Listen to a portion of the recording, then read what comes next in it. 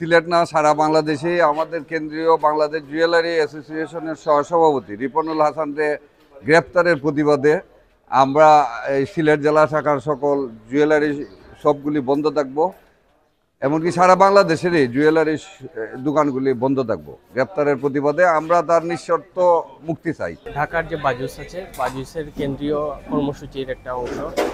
এখানে সিদ্ধান্ত হয়েছে যে আজকে আমাদের যে বাজুসের যে সহসভাপতি আছেন ওনাকে গ্রেফতারের প্রতিবাদে আর কি এই কর্মসূচির ডাক দিয়েছে সিলেট বাজুস সমিতি। বাংলাদেশ জুয়েলার্স রিপনুল হাসানকে গ্রেপ্তার করার প্রতিবাদে আমরা সমস্ত সিলেট জুয়েলারি সকল মিলিয়ে একত্রভাবে আমরা দোকান মার্কেট বন্ধ রাখছি। এটা অনির্দিষ্টকাল হয়তো থাকবে, জানি না কতদিন থাকবে। তো আমরা চাই এটা সুনির্দিষ্ট একটা বিচার হোক, তাকে নিঃশর্তভাবে মুক্তি দেওয়া হোক। এর প্রতিবাদে আমরা এই জুয়েলার্স বন্ধ রাখি। যে পর্যন্ত তার মুক্তি না দেওয়া হবে ততদিন পর্যন্ত আমরা বন্ধ রাখবো এবং সমস্ত কার্যক্রম বন্ধ থাকবে।